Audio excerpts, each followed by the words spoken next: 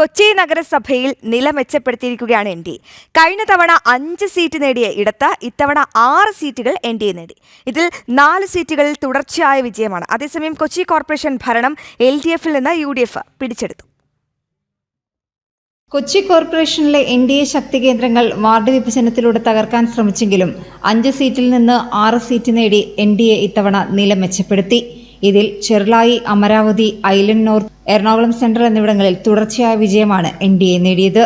ചെർളായിൽ NDA വിട്ട് വിമതയായി മത്സരിച്ച Shyamala S പ്രഭുവിനേക്കാൾ 1593 വോട്ടുകളുടെ ഭൂരിപക്ഷത്തിലാണ് NDA സ്ഥാനാർത്ഥി പ്രവിത വിജയകുമാർ വിജയിച്ചത്. 74-ാം ഡിവിഷൻ പനേപ്പള്ളിയിൽ UDF സ്ഥാനാർത്ഥിയെ പരാജയപ്പെടുത്തി NDA സ്ഥാനാർത്ഥി അശ്വതി ഗിരീഷ് വിജയിച്ചു. നമ്മൾ പ്രതീക്ഷിച്ചിരുന്ന വിജയം തന്നെയാണ്. ഐലൻഡ് നോർത്തിൽ 544 വോട്ടാണ് ആകെയുള്ളത്. അതിൽ 440 വോട്ടാണ് പോൾ ചെയ്തത്. പണാധിപത്യമല്ല, ജനാധിപത്യം തന്നെ വിജയിക്കുമെന്ന് വീണ്ടും തെളിയിച്ചിരിക്കുകയാണ്. വളരെയധികം സന്തോഷം. ശക്തി കേന്ദ്രമായ വാർഡുകൾ വിഭജിച്ച് BJPയെ തകർക്കാൻ ശ്രമിച്ചെങ്കിലും നില മെച്ചപ്പെടുത്താൻ ഇത്തവണയും BJPക്ക് കഴിഞ്ഞു. തീർച്ചയായിട്ടും പ്രതീക്ഷിച്ച വിജയമാണ്.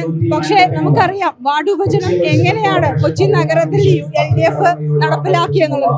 കാരണം BJPയുടെ ശക്തമായ പല ബൂത്തുകളും വിഭജിച്ചുകൊണ്ട് BJPയെ ശരിക്കും പറഞ്ഞാൽ ഒരു ഡിവിഷനിൽ മാത്രം ഒതുക്കുന്ന രീതിയിലായിരുന്നു നമ്മളുടെ വാർഡ് വിഭജനം കൊച്ചി നഗരസഭയിൽ നടന്നിട്ടുള്ളത്. ആ വാർഡ് വിഭജനത്തിനെ ഇന്ന് BJP അതിജീവിച്ചു എന്ന് തന്നെ വേണം പറയാൻ വേണ്ടി. കാരണം BJPയുടെ വോട്ടുകൾ ചിതറിപ്പോയപ്പോഴും ആ വോട്ടുകൾ സ്വരൂപിച്ചുകൊണ്ട് 5-ൽ നിന്നും 6 ഡിവിഷനായിട്ട് ഉയർത്താൻ BJP കഴിഞ്ഞിട്ടുണ്ടെങ്കിൽ അത് ശരിക്കും പറഞ്ഞാൽ LDF-ന്റെ ഒരു രാഷ്ട്രീയ പരാജയം തന്നെയാണ്. കൊച്ചി കോർപ്പറേഷനിൽ 47 സീറ്റിൽ UDF-ഉം 22 സീറ്റിൽ LDF-ഉം വിജയിച്ചു. കോർപ്പറേഷൻ ഭരണം LDF-ൽ നിന്ന് UDF പിടിച്ചെടുത്തു. ജനം, കൊച്ചി.